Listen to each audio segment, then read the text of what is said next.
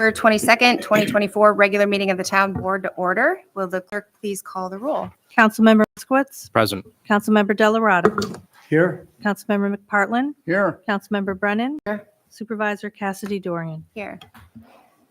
Please rise for the Pledge of Allegiance. I pledge allegiance to the flag of the United States of America and to the republic for which it stands, one nation, under God, indivisible, with liberty and justice for all.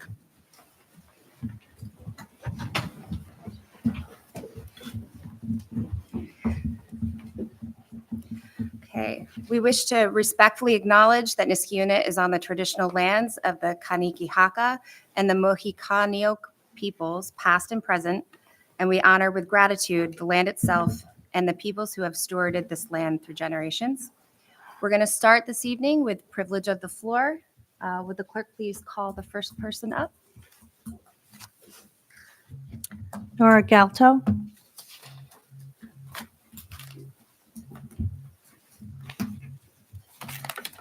Good evening. Good to see you guys. Can't hear me? Okay. My name is Nora Galto. I reside at 1049 Palmer Avenue. I've been a longtime resident of Niskayuna. I'd like to comment on a couple of issues. Firstly, thank you for the opportunity that you gave the residents to attend and participate in the budget workshops. Though we couldn't comment, we were able to submit questions, and that was very helpful. My general observation during that time is that every department received what they asked for in their department. Very few questions came from the council members, with more questions coming from the town supervisor and deputy supervisor. The assistant controller appeared to have a very impressive command of every line item in the budget, and she was able to answer most, if not all, questions. But mainly tonight, I'd like to speak to resolution number 224-237, the appointing of Kara Parks to the position of town controller. It makes a difference when you reside and are actively participating and involved in the community in which you serve. And that's why, to me, it's so important that we comply with New York State Town Law Section 124 and New York State Town Law Section 3 regarding the appointment of the controller as the accounting officer to be a resident of Niskayuna at the time of appointment and throughout the term. So if Kara Parks is appointed, is she going to change her residency from Saratoga County, Burnt Hills, to Schenectady County, Niskayuna? If not, I'd just like to hear from, when you do your votes, from the council and supervisor, your reasons for if you're making exception to these laws, or how is this good for Niskayuna? I'd also need to better understand how you determine Kara Parks to be a good fit when her past experience rests in a community population and budget that is a fraction of Niskayuna's. How is her experience from Greenfield as Director of Finance comparable to a controller of Niskayuna? A degree in economics does not a controller make, and I would prefer to see somebody with an auditing or accounting mindset, an investigative mindset, an MBA, especially at the salary listed. So what were Kara Parks' qualifications for this position other than holding the title of Director in Finance in a community with a budget far less than half the size of Niskayuna? Just when you do your votes, if you want to share, you don't have to, but when you want, just what were you thinking? And with all due respect to Kara Parks, we do indeed need a controller. We all recognize that.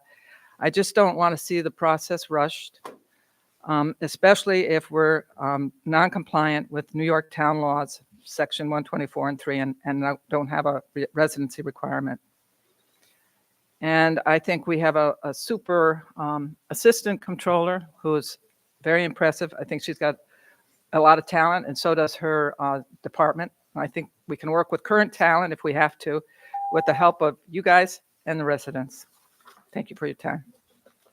Thank you, Nora. Joe Yankel.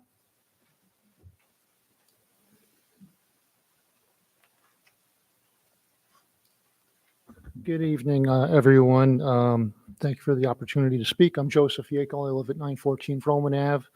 I wanted to touch on a couple of things tonight. First one, I echo some of the comments that Nora just made about the workshop. Joe, I appreciate you having the suggestion box out there. I thought that was helpful. It would be nice in the future if we could actually speak, but that was a good start. I want to talk about one of the budget items that Matt Yetto, the superintendent of water and sewer, brought up at the workshop. And Joe, you actually asked about this. This is line 4660. This is in-house metering. And there's a 3-year plan for 220. I'm sorry. It's a 3-year plan for $225,000 for 2024, 2025, and 2026 to replace, I think, approximately 1,600 of the Neptune E-Coder water meters. I'm interested in this for a couple of reasons. Number one, the town went through a complete water meter replacement program in 2013 to the tune of $1.6 million. And we're now looking at a 3-year plan to replace meters again at over $775,000. Now, something that Matt brought up when he had discussion, he said that there was a 15-year warranty on these batteries and there was glitches when they installed them. I'm familiar with the Neptune meter. I've been on their website. They indicate that there's a 20-year warranty on these, and there's a 10-year warranty on the 20-year warranty on the batteries themselves and 10 years on the device. And if they have to replace them, it's prorated based on the cost that you paid at the time. So I've got a couple of questions as to whether or not his information was correct about the 15 years on these. I'd ask you to go back and look at the contract. Everything on Neptune says there's a 20-year on all these devices, but we're talking about a tremendous amount of money. So I think we need to relook at that. And if we're spending $775,000 on batteries again, we probably need to look at it by getting that money rather than doing a single line item and hammering residents and business owners with these rates, because this is why our water and sewer rates keep going up. Again, this is the revenue stream. And if you're trying to take care of these expenditures and a single line item in a year, you're into a problem. I know I'm running out of time, so I just wanted to touch on one other thing. Lost water. Some of you may have read about, I've written about this. I looked at the annual water quality reports going back to 2021. This town has used about 1 billion gallons of water annually. It's pretty much a flat line. It deviates a little bit over the past 23 years. Interestingly enough, though, we had 239 million gallons of lost water in 2023 and 273 million gallons of lost water in 2022. That's basically for every 1 gallon being produced or purchased from Schenectady is gone. It's lost. It's either you used in leaks, faulty meters. There's a lot of questions here. But over the last 21 years, 3.4 billion gallons of water has been lost in this town. I ran some numbers and you're talking millions of dollars. That water is getting built into the utility rate design and we're all paying for that. So that really needs to be looked at. And I just wanted to just mention one thing very quickly. There's about 350 meters that we have metered water connections with the city of Schenectady.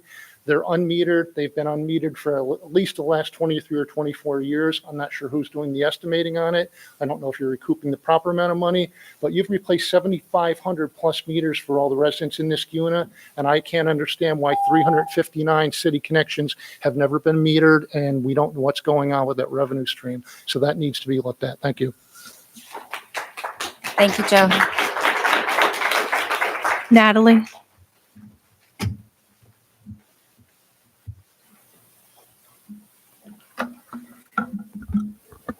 Hi, I'm Natalie T. I've resided in the town of Niskuna for over 40 years. It is now budget season and we have many unresolved issues.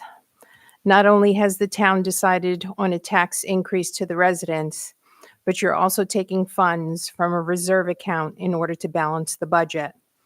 In my mind, this is not the responsible way to balance a budget. However, it is the simplest way. Taking money from reserve funds appears to have been happening with some frequency in other parts of the budget. When will lowering our fund balances place Niskuna in a precarious position? I have a huge concern regarding our town's finances, so trust but verify has been my approach. Because of this, I've foiled information on our current bonding situation. Niskayuna currently has just under $48 million in total bond debt. We have a total of 5 bonds, with one maturing in the next 5 years. We not only need to keep watch of our fund balances, but it is helpful to understand our debt. How much is too much? From the look at today's agenda, the board is asking to spend more of our hard-earned tax dollars. Is there an end in sight?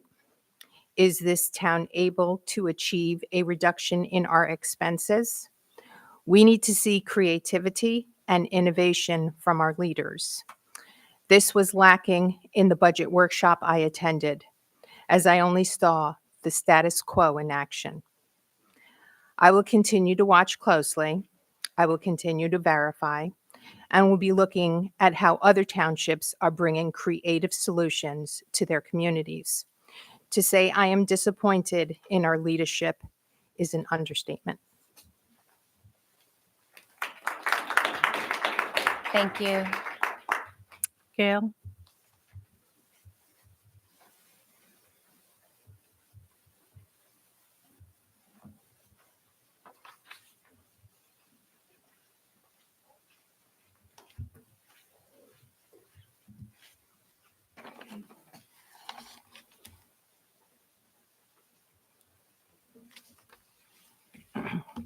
Hello, I'm Gail King, 1633 Balltown Road, a Niskayuna resident, a Niskayuna small business owner, Niskayuna property owner. Show us why we need this much more money. A second water bill as high or higher than the last water bill, with no increase in usage. We are asking our representatives, why do you need this much money? Commercial buildings are getting a 5 to 6 times rate increase. $300 a year goes up to $2,300 a year with no increase in usage. Same water residents are getting. We ask you for an audit. Your answer is, be patient, people. We are working on this. Tell Niskayuna why out-of-town trucks are hauling in sewage to be treated in Niskayuna's sewage treatment plant. What's the charge for this? How does this help our water sewage bill? How does this help our roads? We are told Niskayuna is almost built out. No way to go but up. We are also told we are on a couple of aquifers. We are told we are built on clay. Water and clay are not solid building blocks. What is the report from Metroplex? Metroplex received a percentage of our taxes. Town board, planning board, tell Niskayuna how much of our tax money goes to entice new business to Niskayuna. Where is that report? Why do we pay business to come here? More additional stress on our water sewer department. The additional stress on our police department and our roads. Bring this Metroplex money home. Balance our budget. Cut taxes. Make Niskayuna a welcome town for small business that serve Niskayuna residents. Make Niskayuna a place families can afford to live and work and retire in. Thank you. Thank you, Gail. Marina.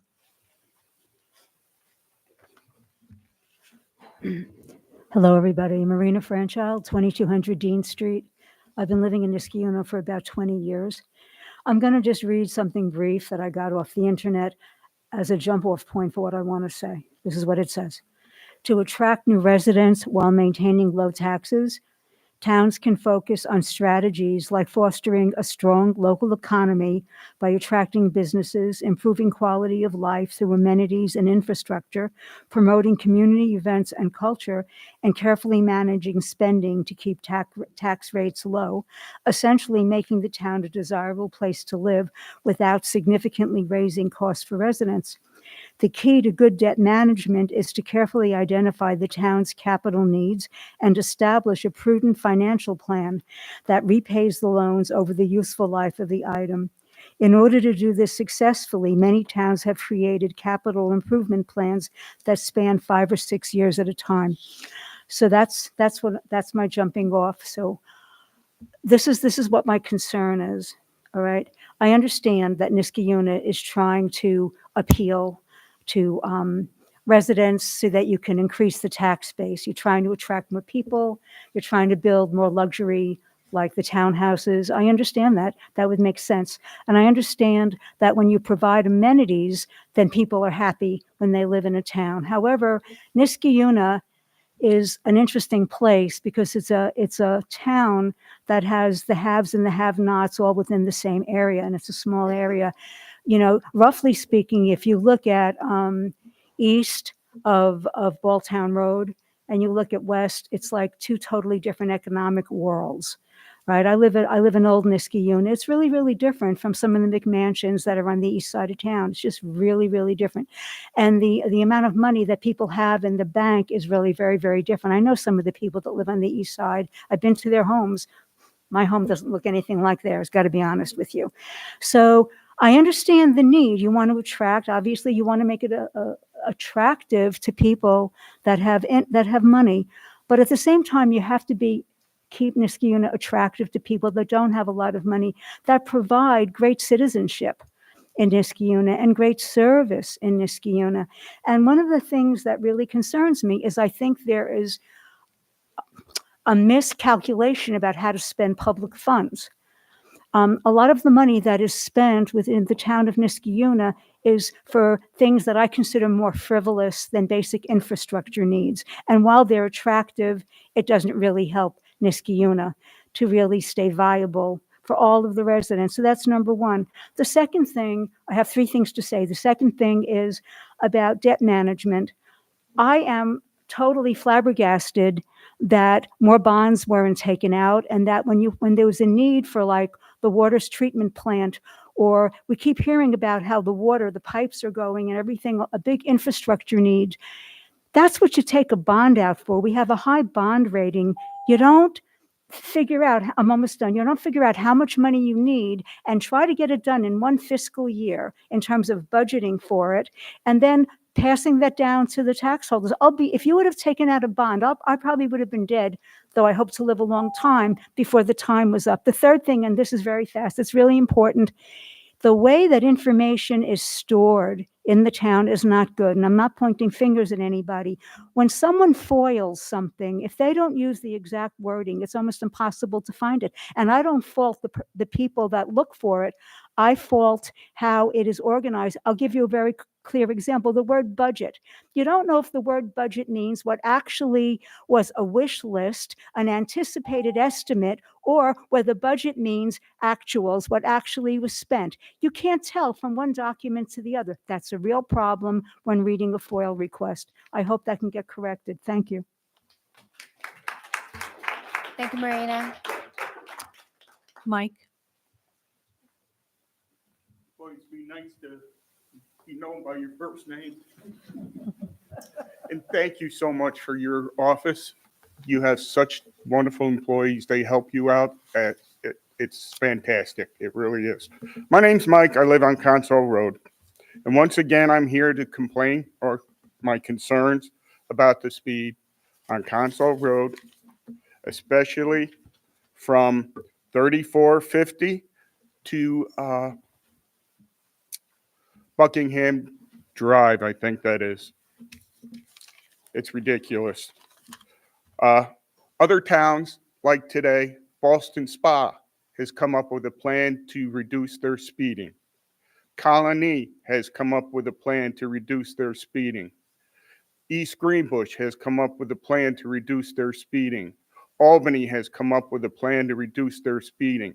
Schenectady has come up with a plan to reduce their speeding. All our neighbors are coming up with suggestions to reduce their speeding. Now, what has Niskayuna done? Can anybody tell me? Nothing. They have not come out and said, we are going to try to reduce our speeding. Nothing. The police chief says it's accepted to go speeding through Niskayuna, but he will not give you what is not accepted. This is a public safety issue, and it is a quality of life issue. May not be for everybody, but for us on Console Road, it is. The benefits of controlling the speed, noise pollution, climate control, energy consumption, and just the peace of mind that you can walk out of your house and not have to jump out of the road. If you go 25, this gentleman here told me how if you go 25 miles an hour, if you go 30 miles an hour, I'm almost done, you get more hurt at going 30 to 35 to 40 than at 25. I also would like to let you know that I do know what a crooked line looks like because I've seen the straight one. Thank you. Thanks, Mike. Bill Chapman.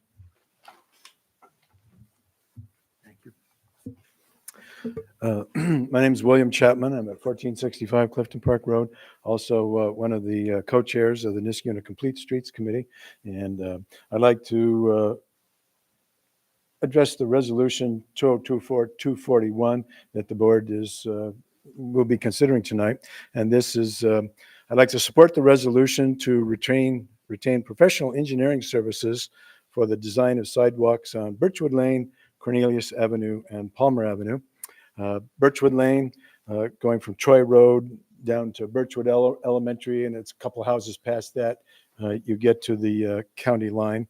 And it's a much busier road because it now connects to Denison in Colony, so there's much more commuter traffic going there, but it's not a safe road to walk your children to Birchwood Elementary. Also, Cornelius Avenue from Ray Street to Hillside Elementary, a sidewalk there, and then also construction inspection for a sidewalk that would be done on Palmer Avenue going from Grand Boulevard to Story Avenue. It's an asphalt path now, but we would convert that to a sidewalk. A Complete Streets Committee, we are looking at schools in Niskayuna School District, and we're concerned with how to create safer pedestrian and bike access to each school. We're grateful for the town for going ahead to foot the bill to do the cost for a sidewalk on Plum Street going from Van Antwerp to Hillside Elementary. That's a good thing. Again, we want to see a sidewalk on Cornelius Avenue. We have a street where parents and their children are in the same road as cars and buses going to Hillside Elementary. I've met with residents out there in July 2023, walked the street, 29 homes. I had 65% that do support sidewalks. 4 of the 29 were imposed. Birchwood Lane, again, has a lot of speed, but having a sidewalk on Birchwood Lane is also going to help families on Holly Hill, Hillcrest Lane, Oak Tree Lane, and Riverview Road. And not only students, but older adults that would like to walk the neighborhood can walk along Birchwood and get access to those other streets. And again, residents were in favor on Birchwood Lane when I walked that in July of 2023. Palmer Avenue from Grand Boulevard to Story. Asphalt now would be sidewalk. The school district in 2028 plans on having all 7th and 8th graders going to Iroquois Middle School, Iroquois for 7th and 8th grade, and at Van Antwerp all 5th and 6th grade. So Van Antwerp is a very walkable school now. We would like to see it stay that way. And a lot of students use Grand Boulevard. They use Story Avenue. They use Palmer Avenue to get to school. And sidewalks and multi-use paths are important, but they're also good for children to be able to walk to school. I mean, it helps to reduce childhood obesity, helps to reduce consumption of fossil fuels. Scientists have found that performance on tests is better where people get a chance to walk to school, get out in nature, and even micro shots of nature, meaning a short walk, can boost attention and mood. So we've seen a lot of climate events around the world. We're going to have to move to where we're all doing more walking. And the first step is, getting students' ability to walk to school. And we can't have parents putting their children at risk by walking on unsafe walkways or pathways to get to school. So this is a good step to do that. So we're grateful for your support and grateful for your support for these resolutions tonight. Thank you. Thank you, Bill. Joseph R.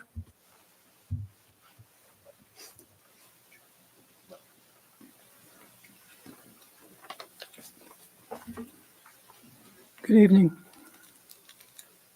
Get my specs on here, see what I'm doing.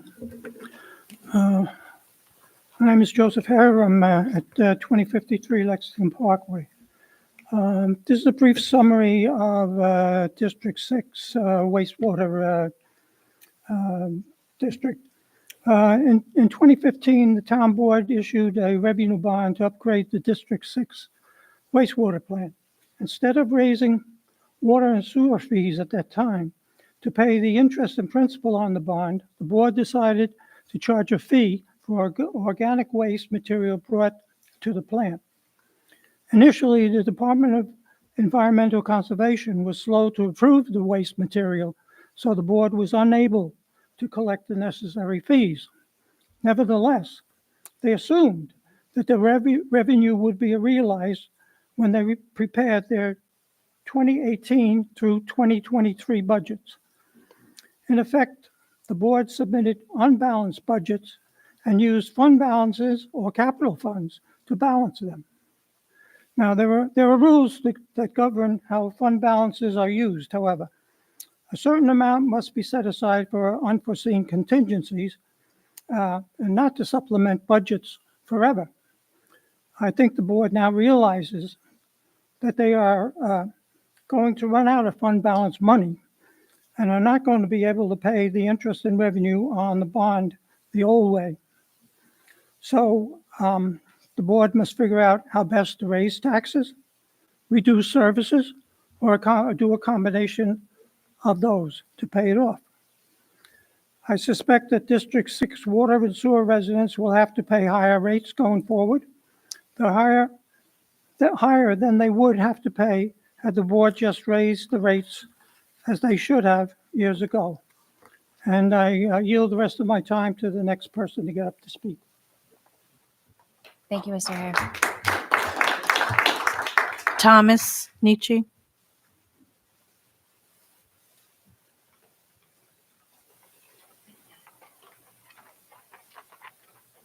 Good evening. I'm Thomas Nicky, 1604 Lexington Parkway. I'm a local business owner. I also won't use all my time. I'm here to address the comptroller. I wrote a letter to the comptroller, but I thought it best shared here. I grew up a block away from me, by the way. I don't know the comptroller. Ms. Parks, I want to welcome you to our town of Niskayuna. I want to thank you for choosing us and tell you a little bit about who we are. We are a proud community. We value our excellent schools, our safe neighborhoods, and our friendly and caring people. We raise great kids and take care of our seniors. We feed our hungry, and we comfort those among us who are hurting. For many, myself included, Niskayuna is Mayberry. I also want to tell you who we are not, because if you learned about Niskayuna from what's been online or in print recently, you'd have it wrong. We are not a community who thinks our leaders are a, quote, lynch mob, as one political side has said. We are also not a people looking to thank and celebrate our leaders after they quit on us, as the other political side has shared. In fact, the majority of us care only for Niskayuna and not its politics, which brings me to this. It is my sincere hope that you are able to do your job without the influence of politics, and that if that influence is pushed upon you, that you reject it. That's what you deserve, and that's what our town needs. Again, welcome and thank you, and I hope our town gives you its best, because our town certainly needs yours. Thank you. Thank you, Tommy.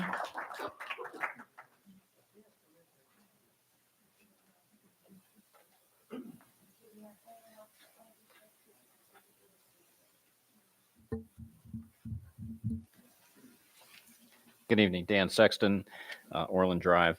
I want to talk about a couple of resolutions you guys are going to consider tonight. First of all, Resolution 2024-254, the last one in the list. That is to amend Resolution 2024-226 by modifying the date to properly reflect the billing period for the water and sewer rates. The problem is that not only was the billing period wrong, so were the numbers that were in the original resolution 226. I mentioned this at the water and sewer meeting, but it doesn't seem to me that the amendment that you're putting in, or the resolution that you're putting in to amend that, includes the new numbers. It's very important that we see the new numbers, because then we can figure out exactly what the revenue is coming in, because that's what you're billing. So please consider that when you're voting for that resolution. I think that resolution should be withdrawn and modified to reflect and change the numbers so that they are correct. The second item I want to talk about is Resolution 2024-253. Now, this is the resolution to put out a public hearing for the budget. That's important. We need to do that. But what we also need to do is make sure that there's adequate notification of the public. Now, the open meeting law, Section 104, paragraph 6, the New York State Open Meetings Law specifies that you need to put that on your website.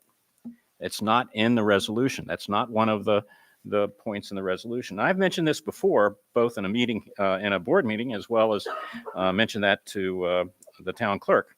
So I would like to see that resolution amended and the website start to reflect and publish in a conspicuous place all our public meetings, or public hearings, I should say. Let's see now. The fourth item that I want to talk, or the next item that I want to talk about, is Resolution 2024-237, and that Nora already spoke to this. Although I'm sure Ms. Parks is a wonderful person, it seems that she does not meet the requirements put out by state law, and so therefore I would assume that Resolution 2024-237 should be rejected. It's a shame, but that's the way it is. The last thing I want to talk about is the budget. If you believe what the has been published in the paper, I haven't been to the budget meeting, so I don't know for sure. But if you looking at what's been published in the paper, we're looking at a $2.3 million drawdown of the general fund balance, as well as a 4% tax increase. And this is no way to balance a budget. It's not physically responsible practice. It seems to me that what we should be looking at is more like a 15% cut across the board in all departments. That would be hard, but that's probably what's needed. Now, if we don't do that, if we don't start to address that, every year we're going to have less and less of reserves, and eventually we're going to have none, and we'll be out of money, and then taxes will have to be increased even more. The longer you put this off, the more the hurt is going to be. My last observation, and I'll finish with this, it seems to me that the town has a champagne taste on a beer budget.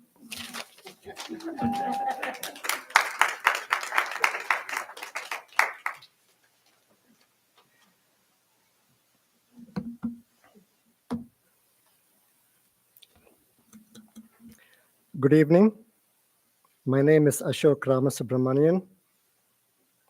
I may have the longest last name in this room. I reside at 2023 Arcona Court. I am a Niskayuna resident for 14 years. I serve on our Conservation Advisory Council, and I also serve on the Comprehensive Planning Committee.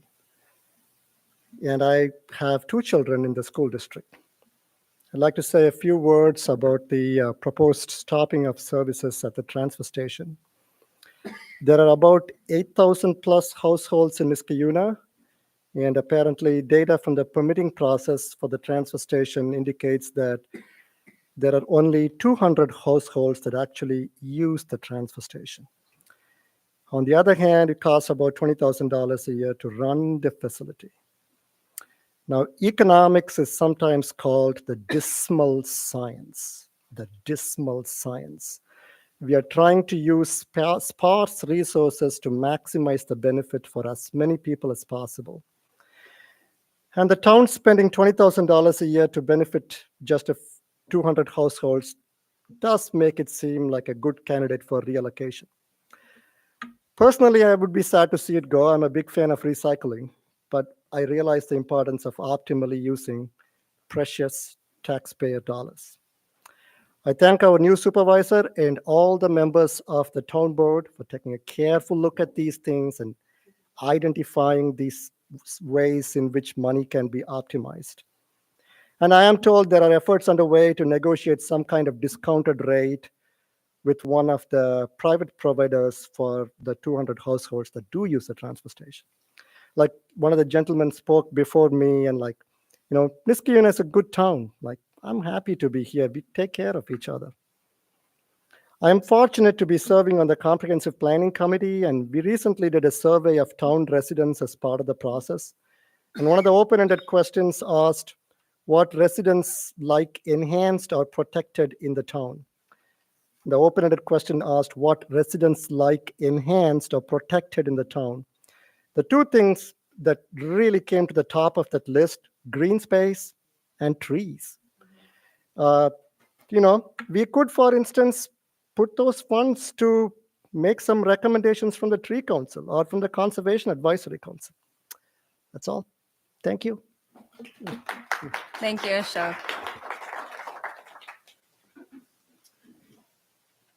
Beth Jacobs, Van Antwerp Road. So I'm going to start off with, I know that I'm not a Republican. I know I'm not to talk to anybody behind me, but be that as it may, I know the Teamsters and the International Association of Firefighters not voting for either party, and that's pretty much where I stand. And I'm a former volunteer firefighter.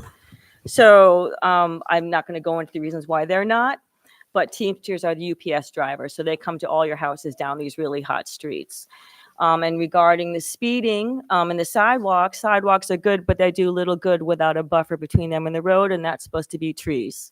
Because these speeding parents, and I see them speeding and not stopping at the stop signs and not stopping at the stop sign at Hillside School's parking lot,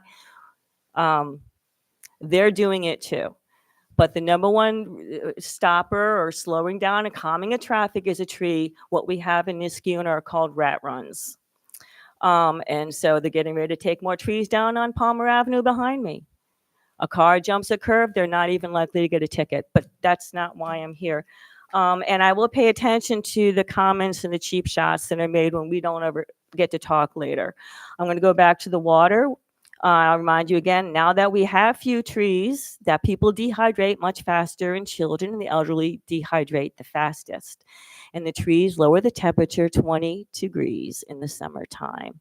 So the water rates, again, one more time, an average person, and I'm being generous, I'm using the EPA standards, is 82 gallons a day, which is what you should set your minimum user at to be humane. If you want to raise rates, it should be somewhere between the halfway mark, where, let's see, in America, EPA says a family of 4 uses 300 gallons a day. That's an average user. That's not a high water user. So somewhere in there or at the high end, again, multiplying 82 gallons a day times 365 days a year is where you raise the rate on high water users. Those that are using more than a family of 4, or we'll say, if you want to go right in the middle, but not on somebody that is using 82 gallons a day. Average bathtub is 88 gallons a day. There are still houses in Niskayuna that only have bathtubs. And again, if you are a Teamster or a firefighter or a volunteer firefighter or any kind of laborer that is covered in chemicals when you go home, it's not a 2-minute shower you're supposed to take to make sure you don't get cancer. Thank you. Thank you, Beth.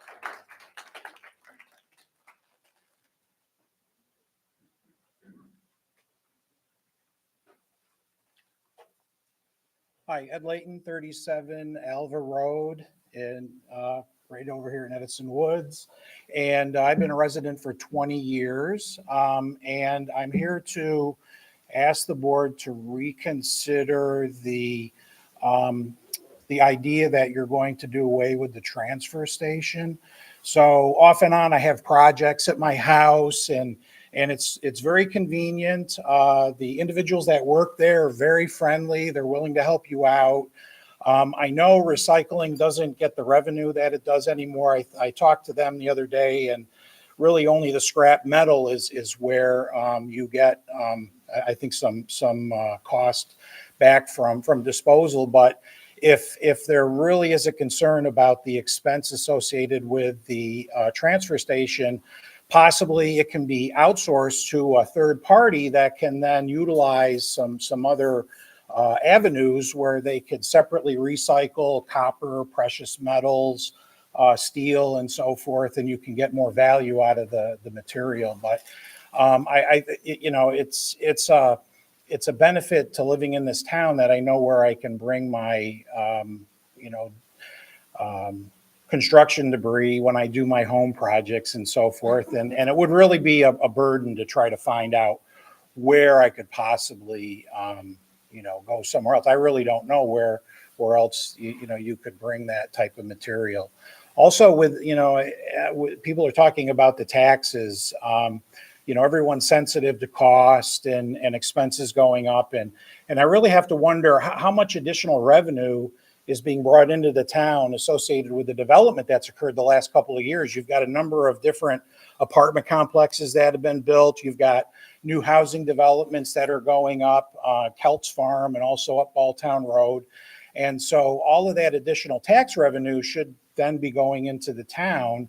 And if the town is going to maintain services, I would think that would compensate for any increased costs. So I'd really, suggest the town really look hard at not increasing the tax burden rate, because I think the economy in general is in for tough times in the next couple of years. So thank you. Thank you.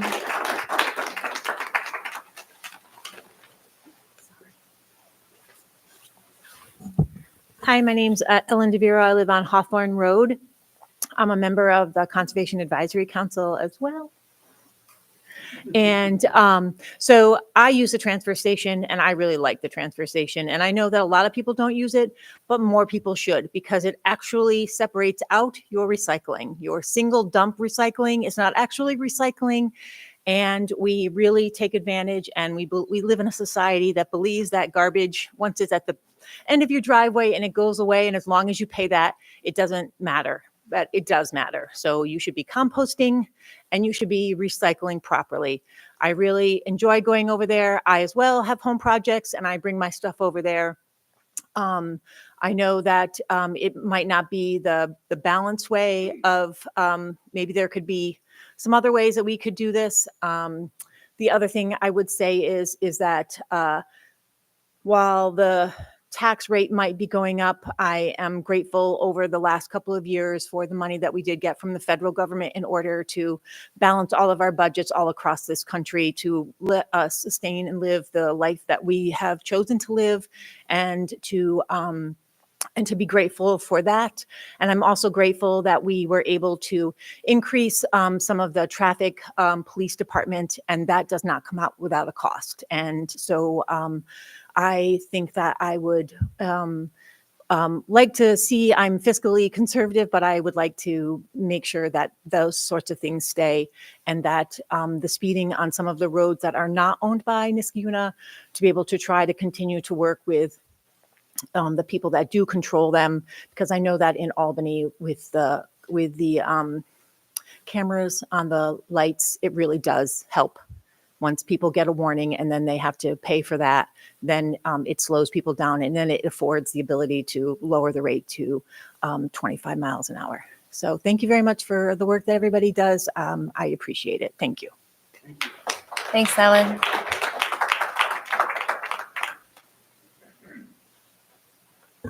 Good evening. Linda Rizzo, 2229 Fairlawn Parkway. I'm here to talk about my favorite topic, the fund balance and the COVID relief money. I've been talking about this since 2021. The audit that was done here in March of 2021 cited the board for using estimations of revenue rather than actual revenue, and also not having a balanced budget because you're using the fund balance. Well, let's look at it this way. In 2021, obviously you didn't pay any attention to that because you didn't use the fund balance, but you used the COVID relief money to balance the budget. That's non-recurring aid. That puts you in a deficit status. And then in 2022, you used $250,000 of the fund balance, and you used, in addition, COVID relief money. Well, lo and behold, you ran out of COVID relief money. So when you did the budget, you appropriated in 2024 $1,850,000 of fund balance. Then for this year, going into 2025, you're going to allocate $2,400,000, somewhere around there. That's almost $4 million of fund balance. That's irresponsible. You know, in 2022, a board member said to me, "You're the only one that cares about using fund balance to balance the budget." Then another board member was asked, "Why did you vote for the budget in 2022? Because it was unbalanced." The answer was, "Well, if I voted against it, it would have made it worse." No, by voting for it, you're an accessory to fiscal mismanagement. You're supposed to be a voice for the people. You're supposed to be up there saying, I have to vote no because it's going to put us in deficit and the taxpayers are going to get hit with a huge tax increase. But that doesn't happen. It's like you're all one big happy family up there. No one is willing to speak out for us. You're raising the taxes 4%, not only because of inflation, because we're all experiencing inflation. You're raising it because you've depleted the fund balance. You used $4 million of it in 2 years. You've depleted it, so you've got to raise money in hopes that maybe you can recoup more of that so you can continue spending recklessly without considering us. Instead of cutting within town hall, you're cutting services to the taxpayers, as this one resident talked about, the transfer station. You're cutting that without any regard for the taxpayers. And then the other thing you're talking about is cutting the leaf pickup. Can you imagine that if that happens? The bulk leaf pickup? Now, I don't know if that's a rumor or not, but the point is, even cutting the transfer station is cutting services to the taxpayers. You're using the fund balance irresponsibly. You're not following the comptroller's recommendations in 2021. You haven't followed them yet, and this is 2024. You used $4 million of our fund balance between 2023 and 2024. And you think that's okay? Well, it isn't. And I think that everyone up there should vote no on the budget when you've got to use the fund balance because you have created a deficit. You have a structurally unsound budget. So you should vote no on that to protect us, not to protect yourself sitting up there to garner whatever votes you think you're going to get. Thank you.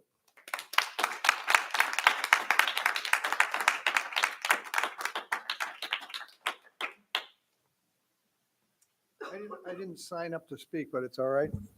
I'm Dave Lambert. I live on Keys Avenue. I just like to support the idea of keeping the transfer station open. I think there are people who bring things there that are really not ready to be thrown out. They leave them out. If you see something that you could use or you know somebody that could use it, you can pick it up and take it with you. I don't do that all the time, but I have done it enough times so that I know that I'm recycling something. I also found out that the trucks that take your garbage from your house, by the way, there's a battalion of trucks every Thursday and Friday that drive up and down my street, and they're burning diesel fuel, and they're burning a lot of it, a lot more than they probably should if you were able to get one carrier or maybe give different parts of Niskayuna, let them bid on picking up in different parts of Niskayuna. So they would have to do less, there would have to be less trucks to pick up the garbage in the various neighborhoods. It seems to me that we could cut down on a lot of pollution. Those trucks, I understand, and I could be wrong about this, but I understand that most of them are taking the garbage that goes in from our garbage cans to Malta to have it handled up there. It's not going to Niskayuna dump. It's not going to Schenectady. I believe it's going to Malta. If I'm wrong about that, I apologize, but that's what I have heard, and I haven't looked it up. I haven't checked it online, but if that's the case, that's a lot of extra pollution going into the air right there. And as far as the dump, if people use the dump, it would be a lot less diesel fuel being burned by a lot less trucks. I think if that were publicized a little bit, it might be a good idea. Anyway, that's my 2 cents. By the way, the dump is run very nicely, I think, by the staff that's down there. And I know it's going to cost extra money to keep it open.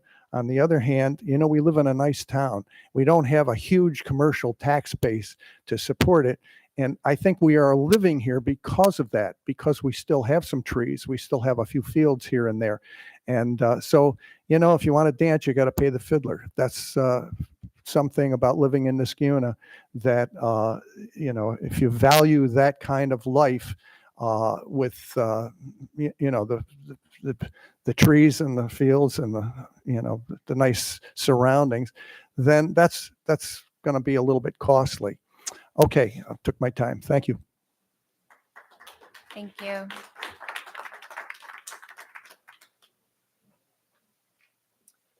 Hello, I'll be fast. I'm Aaron Mengel. I live at 2990 Rosendale Road. So I actually live off of Rosendale on a driveway that shares with 6 houses. And so actually roadside trash service, it really isn't an option for us because the trash trucks can't come up our driveway.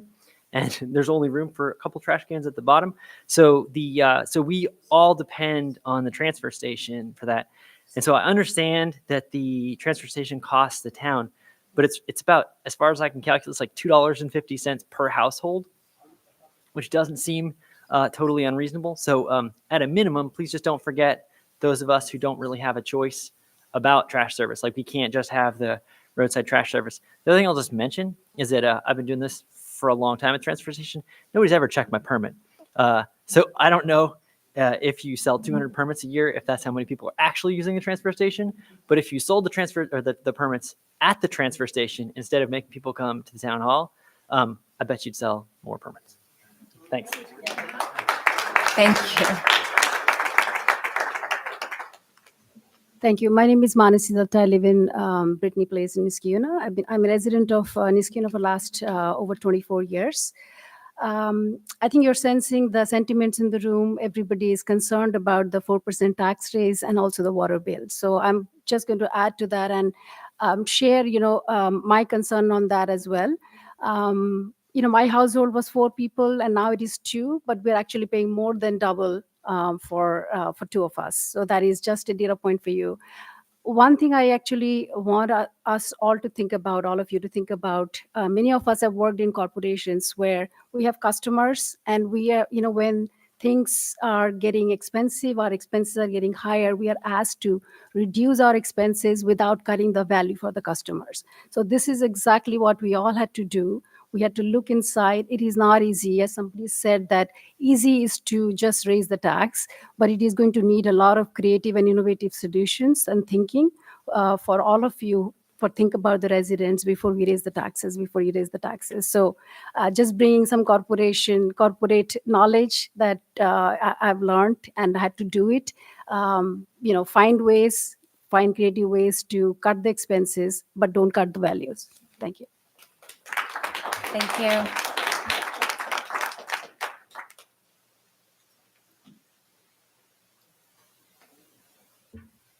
Anyone else? Okay, I think we'll close privilege of the floor and move on to our committee reports, starting with our police and public safety. Thank you, Madam Supervisor. Police and Public Safety Committee met on October 3rd. Under operations, we talked about the all-night parking ordinance that begins November 1st to April 1st. Chief reminded everyone that between 3 a.m. and 6 a.m. there is no parking on all highways in town. For fleet and equipment, we have new patrol units in transit to be delivered. We have a new car 610 being delivered and upfitted. We have new Glock 23 Gen 5 pistols ordered for our detectives and administration, and we have a surplus vehicle. For training, we still had a lot of training continued this month.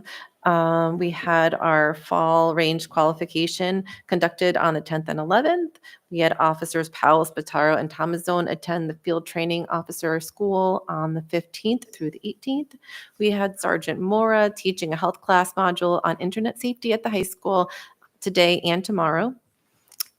And then for citizen correspondence, we had an ongoing issue with Mr. Klett on Consul Road. Detective Munger presented his traffic study to us, and again, the numbers determined that the speed limit is appropriate on Consul Road, just based on the usage and on the design of the road and what it was built for. And he also said it actually might be a benefit to raise the speed limit on that street.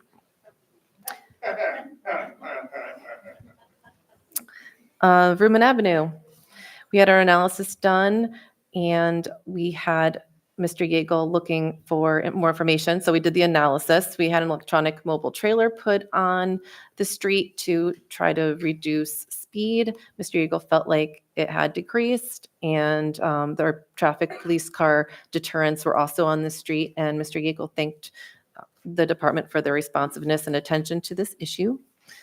And we had a resident reach out regarding parking on Cornelius Ave near Hillside Elementary School, because when there's a school event, people are parking on that street, and they felt like it wasn't the safest because emergency vehicles couldn't also fit down that street. So that was brought up at the school safety district meeting that Chief went to, and it was determined that residents should call the police department immediately if that happens during school events, and we'll come and work with the residents to move their cars.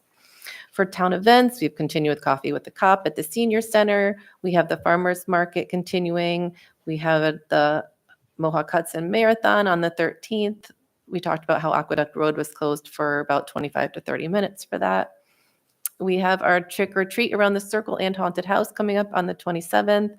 The police department will be open for an open house. We'll have a DJ, vendors, and that will be at Town Hall from 3 to 5 on the 27th. We also have Drug Take Back Day on the 26th, and Chief reminded everyone not to flush medications, and a note that we will not be taking needles that day. For Town Clerk, we continued to look at our peddling and solicitation. We're looking at a no solicitation registry for residents. Michelle Martinelli talked more about looking into Scotia's policy, and Attorney Finnan's looking at maybe having vendors have a background check, looking to make things as safe as possible, and looking to put things into town code to organize that a little bit better. For court and town attorney, we're looking at continued dog bite cases, and also we have 54 pending bus patrol hearings coming up. For school district, we still talked about the school speed zones that we don't have regulated yet for Craig School and Rosendale, so we're looking to continue work on that. We talked about e-bikes and scooters, and that was also brought up at the district safety meeting. I myself emailed Bill Chapman at Complete Streets for some recommendations for our code with the e-bikes and scooters. I'd gotten resident emails about concerns about safety on the road, safety at the New Market 32 Plaza, kids on bikes, just kind of weaving in and out of traffic. So we're looking for recommendations on that, and working with the district to send out some messaging to all the parents and all the students. For personnel, we're continuing to canvass our civil service list. We also have a law enforcement tech grant. We have a license plate reader purchase coming up this month. We looked for a secondary quote. We decided to go to Motorola based on pricing. And it also matches our technology that we already have in our car. So it's just a no-brainer on that. We have our governor's traffic safety grants, and that is approved for $15,270, and then another one for radar for $2,850. The first one I mentioned is also for overtime to enhance traffic patrols. So those were both worked on by Detective Frenier and Munger, and we're excited about those.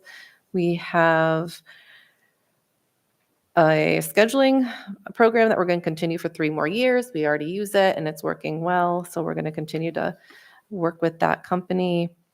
It's called Plan IT. And for resolutions, we have standardizing upfittings of police cars. We have 2 vehicles that are going to be getting upfitted. We have purchase of LPR Technologies, that's that license plate reader technologies, and that's through a grant. We have oxygen forensic detective license and a tool. It's just an extra forensic tool for our detective unit, and that's also through a grant. And we have the acceptance of the Governor Traffic Safety Grants. And our next meeting will be November 7th at 3:30. Thank you, Councilmember Brennan. We're going to move on to community programs. Thank you, Supervisor. Community Programs and Highway and Parks and Recreation Committee. I'm going to start with our Transportation and Public Facilities. That's the first portion of our meeting. That's led by Ray Smith, our Highway Superintendent. We have a resolution tentative here to hire a grounds worker. That was discussed. Our crews continue to work on our parks. When the trees start to lose their leaves, we then trim the trees. We also take down dead trees. Yard waste pickup. Everyone knows about the loose leaf yard waste pickup. It's been published in the newspaper. It's on our website. Some information that might be put out there, I guess, that's the first time I've heard it, was this evening about that program being changed is absolutely untrue. We are continuing our loose leaf, loose brush pickup. We are working on our code for yard waste pickup. So that pickup is cans and bags that happen during the summer months. We're working on our code to tighten that up because it's been brought to our attention that we've got some properties that are putting out a lot more waste than could be coming from their individual properties. So we're working on our code to tighten that up. We don't know where this other waste is coming from, whether it's a person has a commercial business and then is putting it out there for the town to pick up, or if they're letting their neighbors put their yard waste in front of their house. But we're going to work on our code so that we can tighten that up to make sure that we have it the way it should be. If you need yard waste pickup during the summer, you pay a little bit of a fee for that, and the town picks it up for you. Our third and final round of paving has been completed. We also talked about purchase of a used forklift and a used street broom. So we talk about saving money. People say, well, what do you do to save money? We have a very good people that work in our highway department that scour the internet, local areas all over the nation to look for equipment when we need equipment, to find the best possible prices, the best equipment that we can get here at the town. And we've got 2 resolutions tonight for some used equipment that we're going to purchase for the highway department to sweep our roads, and a forklift to maintain all the other things that they need to at the highway garage. So our employees work very hard at that, and people saying that we just spend without being cautious of that just simply is not true. Community programs. Driving range fall hours are in place, and the driving range is closed as of September 29th. Fall movie nights, that's on our website also. 10/4 and 10/25, we have movie nights here in the town green. Socktoberfest. This is a collection of brand new socks that we donate to an organization called Things of My Very Own, and that drive is continuing on. We, as a town with the community rec department, are going to be in the parade this year. We are going to get a float together, and that's going to be led by Gene Fody and Lori. And this is the first time that we've ever had a float in the Schenectady parade. So please contact them if you have any skills in that or want to help with that also. We discussed the ski club. That's a program that we put on here with the town for 9th and 10th graders. The Halloween parade is Sunday, October 27th from 3 to 5 here. We have a Veterans Day celebration here on November 8th. Our senior program update. Lots of stuff going on down at the senior center this Saturday. They're having a Mahjong tournament down there.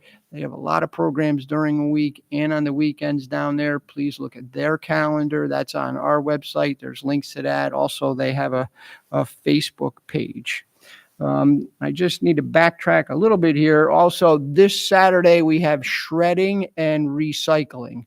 So the shredding and the recycling, electronics recycling is going to be at the transfer station in the parking area out in front there by the Little League fields down there. So that's open to our Niskayuna residents. If you have shredding that you need to be done, this is household shredding, not from your business or anything. Household shredding, you bring it in, truck's right there, it gets shredded. You can watch it be shredded. We do this twice a year. Also, electronics recycling, old televisions. There's a list of electronics, stereo systems. Pretty much TVs are mostly what we get, but we also are taking them on this day.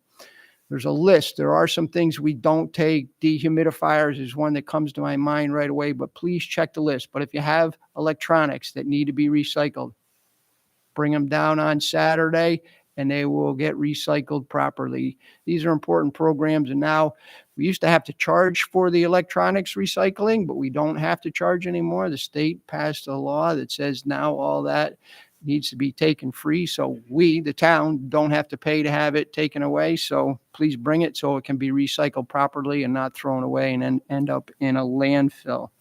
All right. And that's all I have. And our next meeting is November 7th here at Town Hall, 8 a.m. in the morning. Thank you.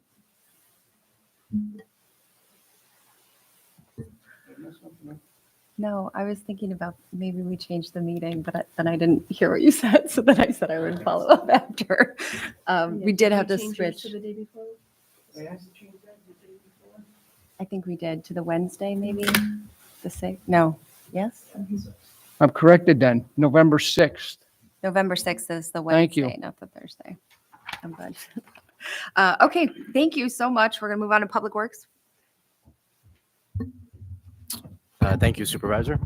The Public Works Committee, Water, Sewer, and Engineering met earlier this month on October 3rd, and Superintendent of Water and Sewer Matt Yetto provided the committee with an update on the ongoing lead service inventory project.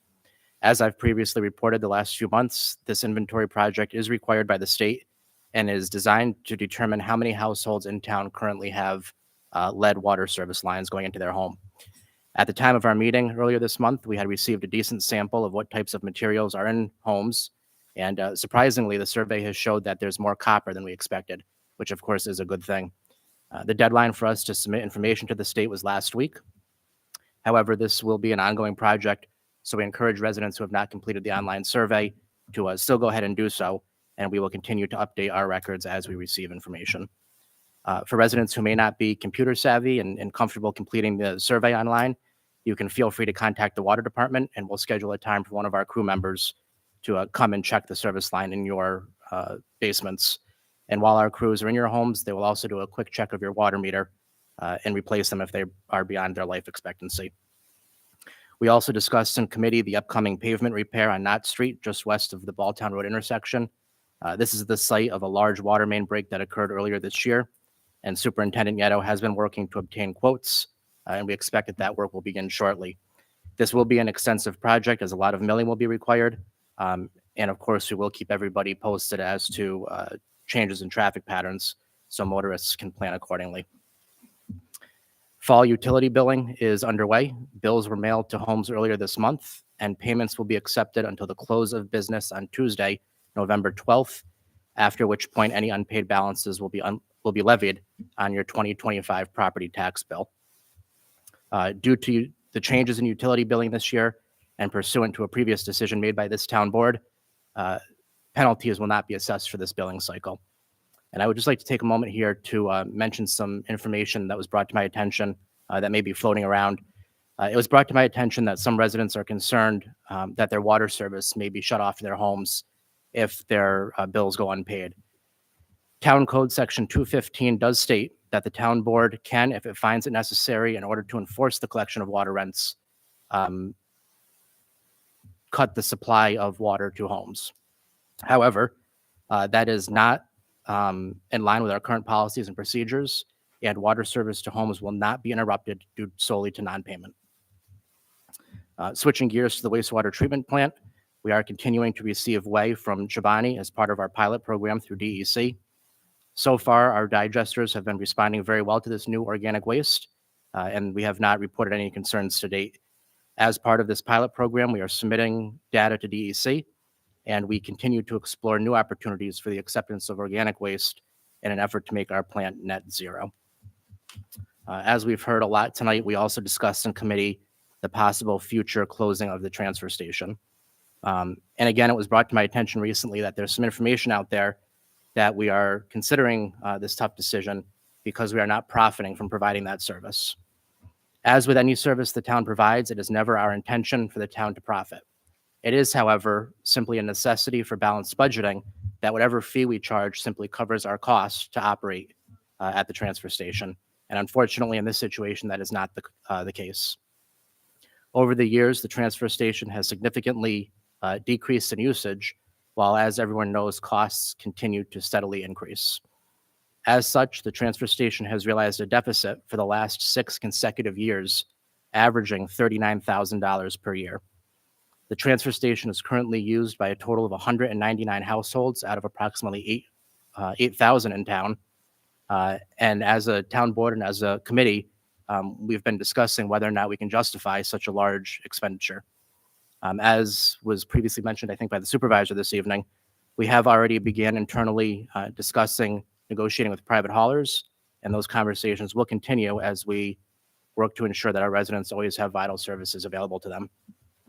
Lastly, as Council Member McPartland stated, this coming Saturday from 9 a.m. until noon is our annual shred and recycling event.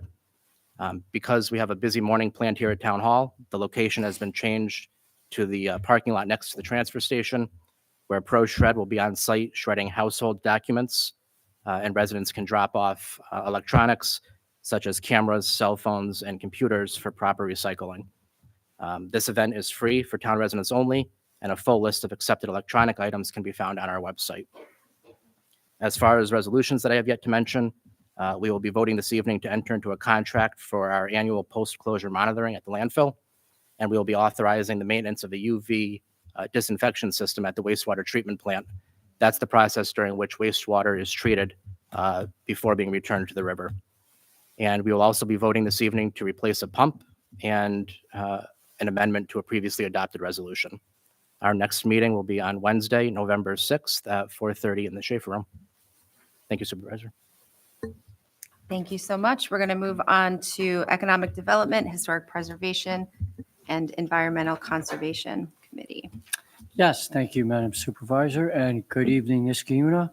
I chair the Economic Development Committee. We meet on the first Friday every month right here in Town Hall. We met on October 4th, and we will be meeting on the first Friday, which I believe is November 1st, coming up.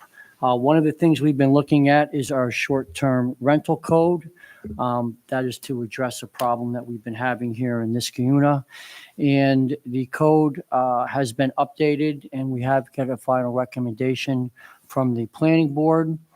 We've been working on that internally now for quite some time, very diligently, and we hope to have something for introduction in November next month, so that hopefully will be enacted and ready to go for the summer. We have one of our resolutions is on for the engineering of sidewalks. We are looking at engineering 3 critical sidewalk connections in our town. They have to do with the Hillside Elementary School, Van Antwerp Middle School, and Birchwood Elementary. Of course, sidewalks can be expensive. We are not funding these sidewalks right now because we are trying to conserve money, but we are going to use our grants for engineering, and that will open up our doors to hopefully obtain more grants for when and if these sidewalks go in. We'll have a good chunk of money that will go towards that. We met with Metroplex at our last meeting and got an update from them. Metroplex is just a wonderful organization, and they have done a lot for the town of Niskayuna. As a matter of fact, in 2023, we collected over $1.2 million in sales tax from Metroplex. So that was a big boon. I think that was Niskayuna's highest that we've collected ever. Since they started in 1999, the town has gotten over $20 million from Metroplex, and that's gone a long way into developing economic development as well as infrastructure development. There's been a lot going on in Niskayuna over the past several years, certainly over the past decade. Momentive is a corporation that has moved in and kept our jobs here in the town of Niskayuna. E1 is another company that's on Balltown Road right across from Momentive. They had an $8 million expansion going on, and they have a lot of good high-paying employed jobs there. Capel is undergoing a $68 million expansion at their F complex. This is a lot of money that's going into these businesses, and they're doing that for a reason. They're doing that because they know that the town of Niskayuna has the infrastructure to handle it, and it has the space to handle it. GE has been doing an awful lot. They have broken up into 3 different entities: GE Aviation, GE Vernova, and GE Healthcare. We basically have a research and development center here now in the town of Niskayuna between GE Aviation and GE Vernova. You really should check that out. The stock has really been moving quite significantly over the past several years, and they are really kind of a hub, an R&D hub here, and it's continuing to expand. The Niskayuna Commerce Park that we have in the hillside community. There's still 100 acres there that we're looking for light industrial. We certainly don't want to have a lot of heavy equipment and heavy vehicles going in and out of there. We want to keep our business in character with the town. And I think that we're doing a very good job in doing that. A lot of our smart development you can see right before your eyes, such as the Rivers Ledge development. That's a 180-degree turn from what was a junkyard to now a thriving waterfront community, essentially. The Aqueduct Park has seen significant upgrades. Now that the crew programs go there and they have their rowing and their crew events, there's a much easier access there with the roundabout, with parking. There's bathrooms for the patrons to use. It's a much more enjoyable setting to see your kids participate in crew. That whole waterfront there going into the Mohawk Harbor. It's essentially going to be from the Rexford Bridge over in Niskayuna Harbor into the Mohawk Harbor. That's something that was in our comprehensive plan, and it's really been developed over the past 10 years and is paying great dividends. The Co-op Plaza, it was in tandem with the county, and we have a county representative, Michelle Osterlitz here, who had a good hand in that. That was partnership with the county. Metroplex has been big in that as well as everything. All of this stuff is really teamwork. The town needs the city. The city and the town need the county. One of the 3 just can't survive without all of them. The city growth has been great for the town's growth. We all kind of feed off one another. St. James Square is a case in point. I believe that's at our highest occupancy rate now in the past 10 to 15 years. So things have really been looking up in the town of Niskayuna, and we want to continue to do that with smart growth and keeping it within the character of our neighborhoods and existing neighborhoods. There is some more to do, of course. I know everybody knows that there was the land by the CVS that's been going back and forth. Hopefully, at some point in time, that will have some smart development in it. There's lots of other places that people want to develop. Of course, it has to be done in a smart manner that keeps the characteristics of the town and isn't too dense and doesn't provide too much increase in traffic and overflow. And I think our planning board and our committees have done a very good job with that. And this is another segue to get you folks to come to our committee meetings. I really encourage people to come to my Economic Development Committee meeting every Friday morning. Come to the Water and Sewer Committee meetings. Come to our Police and Public Works Committee meetings, because these are where the real work from the town gets done. And if you really want your voice to be heard and acted on, that's the place to do it. This podium here is nice. It is good. We encourage you to come and to do the privilege of the floor.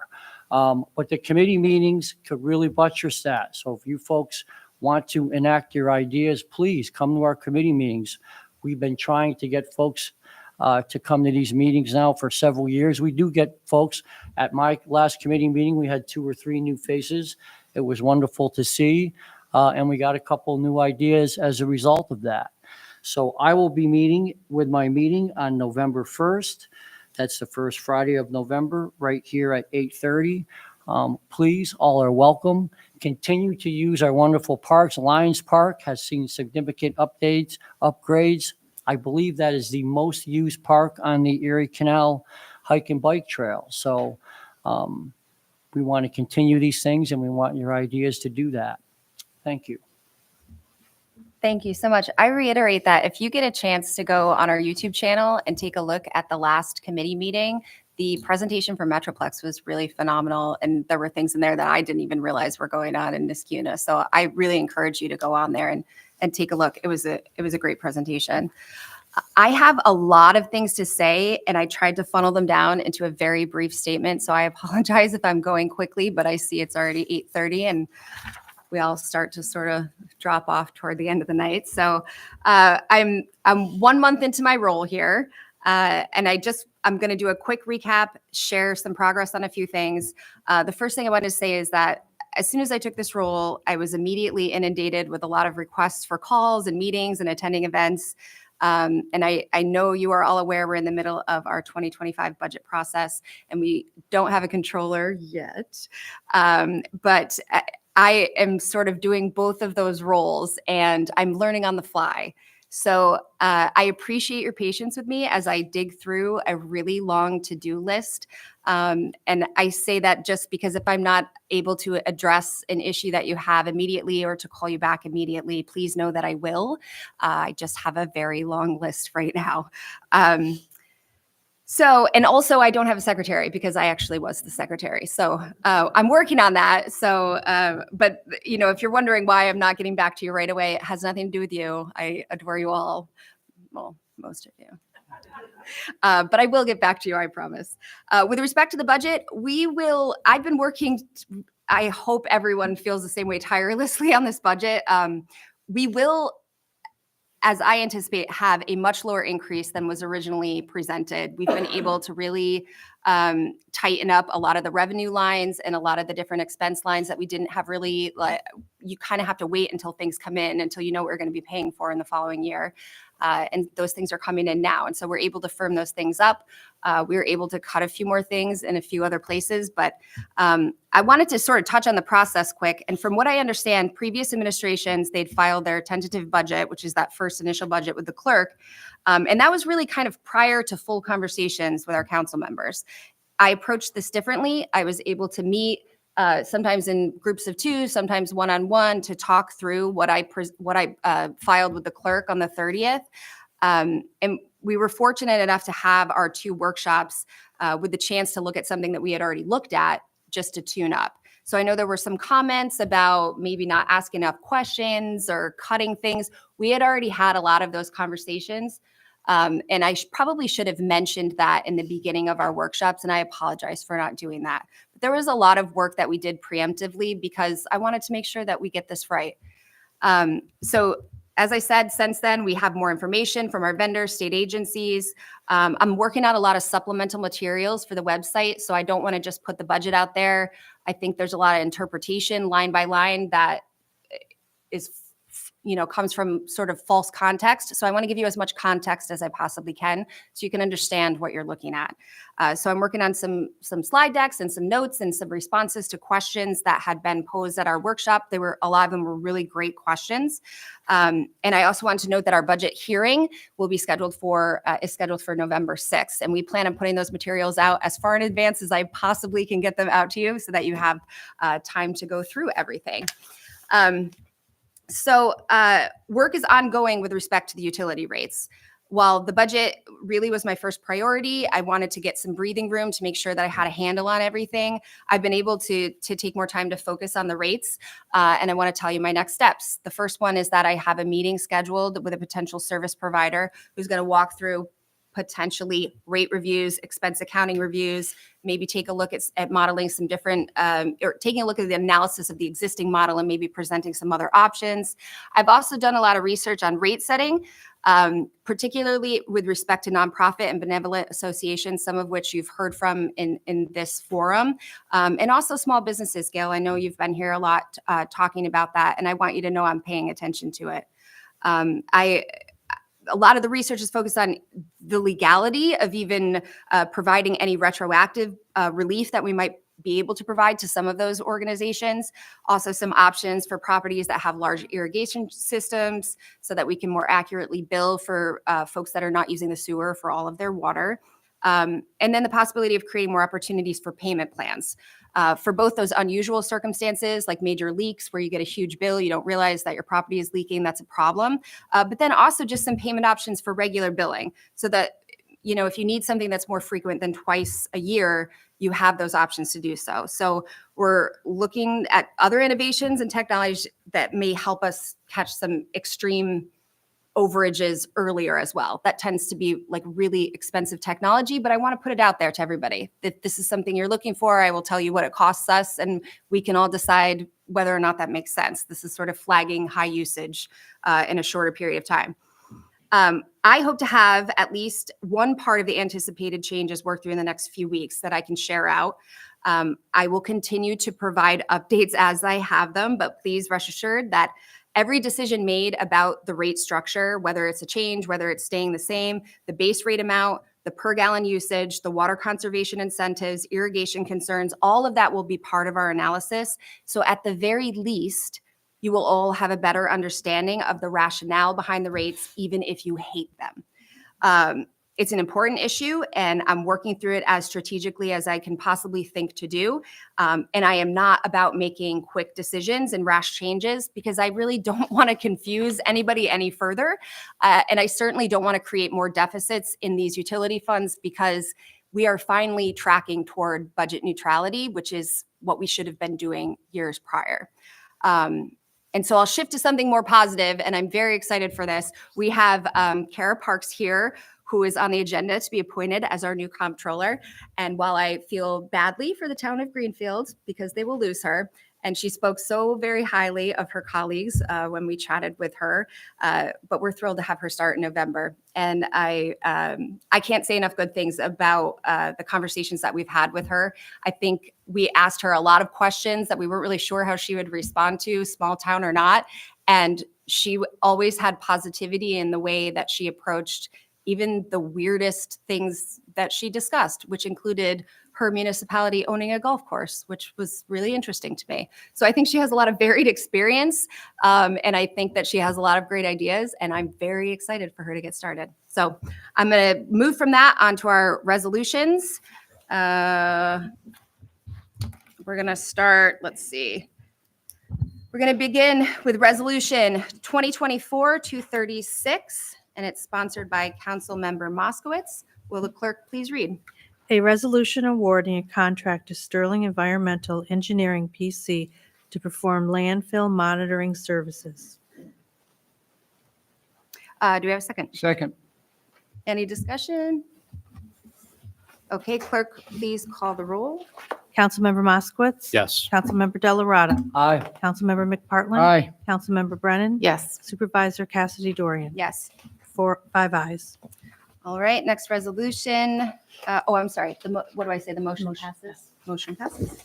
2024-237, sponsored by Supervisor Cassidy Dorian. Will the clerk please read? A resolution appointing a person to the position of town comptroller. Do we have a second? Second. Any discussion on this? If I may, very briefly, over here at the kitty Oh, table. I was like, where is that coming from? So I just wanted to address a client concern. So there was discussion about a residency requirement. And while there is a residency requirement under Public Officers Law, Section 3 and Town Law, Section 23, Municipal Home Rule Law, Section 10 allows for local governments to have the authority to enact their own local laws regarding qualifications for local officers. When you look at our town code, Section 27-3, there is no requirement for for the person holding the office of town comptroller to be a resident of Niskuna. They just have to live in the county of Schenectady or an adjoining county, which my understanding would be Saratoga. So under our town code, it would be okay not to live in Niskuna as long as you live in Schenectady County or an adjoining county. So I just Yeah. wanted to address that because that was brought up a lot today. Thank you for bringing And the that up. lawyer in me was like, let me check the law. So that's it. Contiguous, that's the word we're looking for, contiguous county. It's a weird word, but it's completely legal. So if, do we have any other discussion on things? Anybody want to share? Well, to sort of extrapolate on that, more people are asking about the process. We had many interviews here. We've done it since August, right? Yes, Since it's been a lot. August. It's been a while. We had a lot of interviews with a lot of candidates.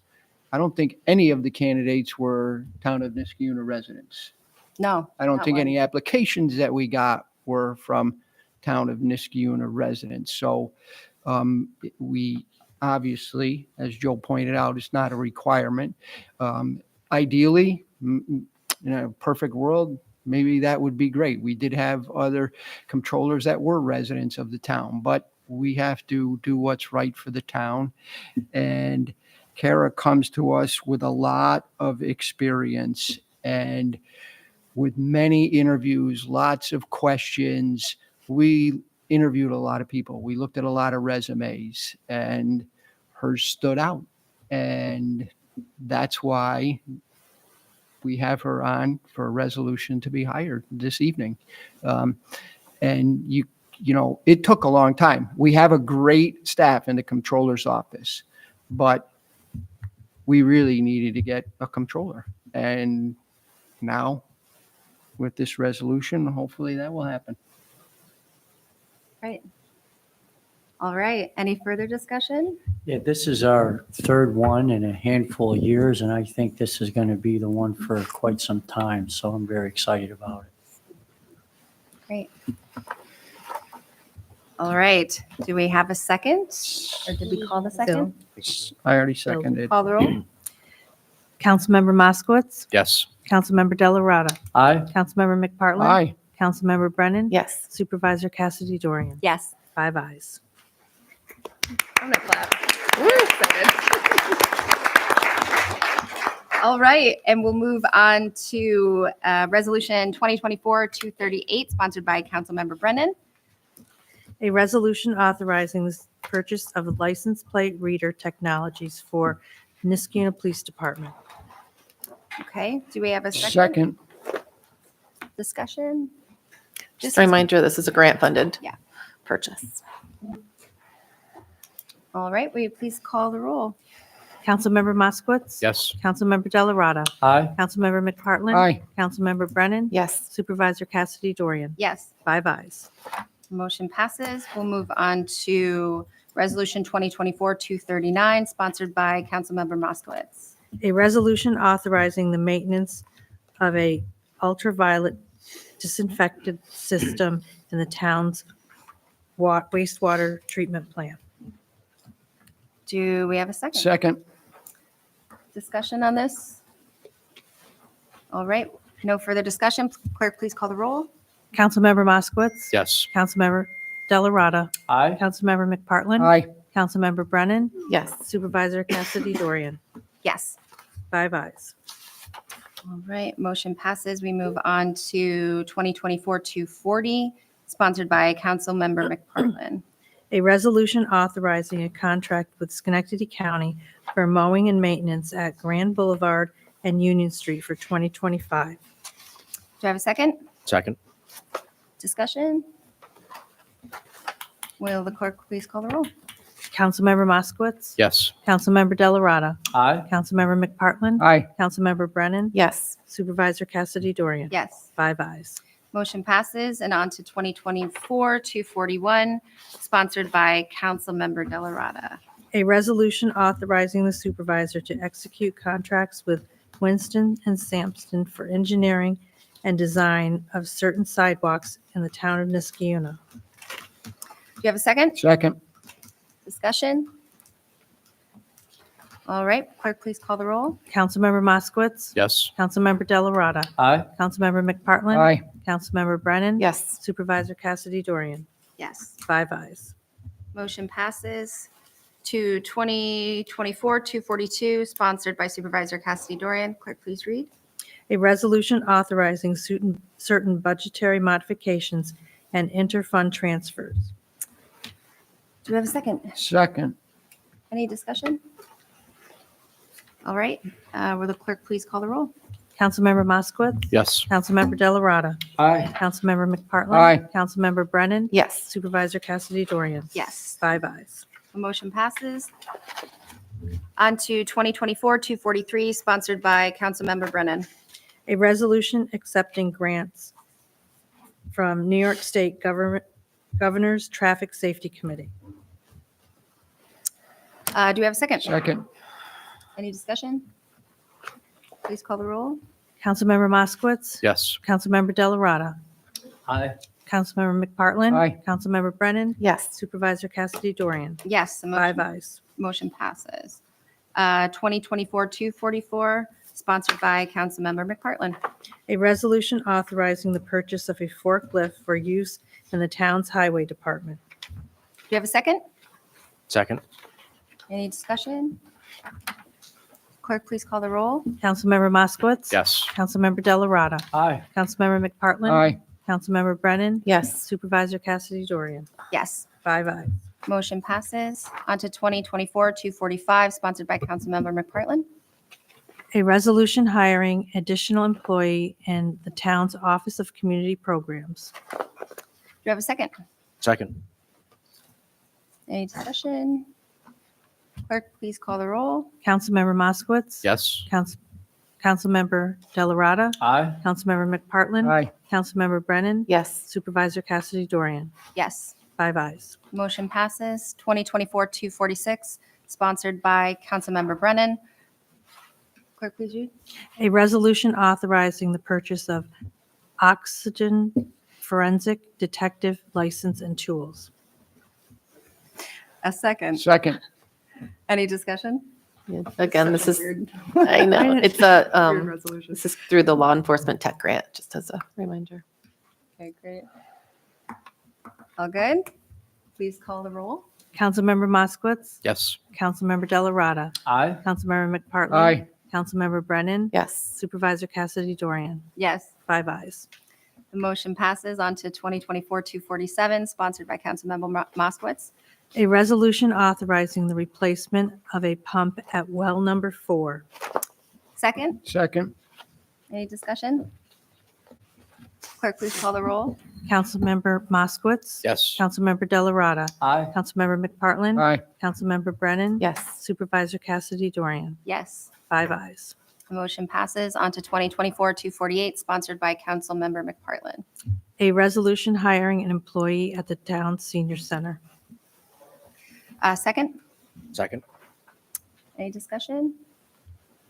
Clerk, please call the roll. Councilmember Moskowitz. Yes. Councilmember Delarada. Aye. Councilmember McPartlin. Aye. Councilmember Brennan. Yes. Supervisor Cassidy Dorian. Yes. 5 ayes. The motion passes.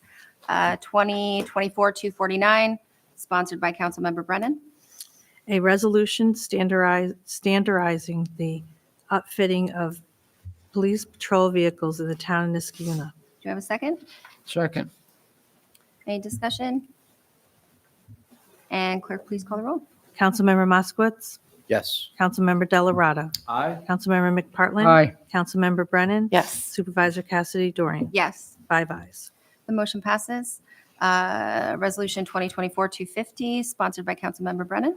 A resolution authorizing the upfitting of 2 vehicles for use by the police department. Do you have a second? Second. Any discussion? Please call the roll. Councilmember Moskowitz. Yes. Councilmember Delarada. Aye. Councilmember McPartlin. Aye. Councilmember Brennan. Yes. Supervisor Cassidy Dorian. Yes. 5 ayes. The motion passes. On to Resolution 2024-251, sponsored by Councilmember McPartlin. A resolution authorizing the purchase of a used street broom for use in the town's highway department. Do you have a second? Second. Any discussion? I would like to say thank you, Ray, for finding an awesome used broom so we could take $30,000 off of your equipment line for next year. I appreciate you. Can you call the roll, please? Councilmember Moskowitz. Yes. Councilmember Delarada. Aye. Councilmember McPartlin. Aye. Councilmember Brennan. Yes. Supervisor Cassidy Dorian. Yes. 5 ayes. Motion passes. 2024-252, sponsored by Councilmember McPartlin. A resolution authorizing the disposition of certain town-owned surplus vehicles. Do I have a second? Second. Any discussion? Please call the roll. Councilmember Moskowitz. Yes. Councilmember Delarada. Aye. Councilmember McPartlin. Aye. Councilmember Brennan. Yes. Supervisor Cassidy Dorian. Yes. 5 ayes. The motion passes. 2024-253, sponsored by Supervisor Cassidy Dorian. A resolution calling for a public hearing on the 2025 preliminary budget for the town of Niskiuna. Do you have a second? Second. Any discussion? All right. Clerk, Count- please call the roll. Councilmember Moskowitz. Yes. Councilmember Delarada. Aye. Councilmember McPartlin. Aye. Councilmember Brennan. Yes. Supervisor Cassidy Dorian. Yes. 5 ayes. Motion passes. 2024-254, sponsored by Councilmember Moskowitz. A resolution amending Resolution 2024-226. Do you have a second? Second. Any discussion? Clerk, please call the roll. Councilmember Moskowitz. Yes. Councilmember Delarada. Aye. Councilmember McPartlin. Aye. Councilmember Brennan. Yes. Supervisor Cassidy Dorian. Yes. 5 ayes. Motion passes. And that is all we have for the town board meeting. May I have a motion to adjourn? Oh, we do. Are we doing that? Okay. Forgive me. At this time, we're going to move into executive session pursuant to Public Officers Law 1105 subsection F, which is discussions regarding employment of a person or persons. At the close of executive session, we will not take up any additional town business. Can I have a second? Second. Please call a roll. Do we have to do that? No. Okay. All those in favor? Aye. Aye. Aye.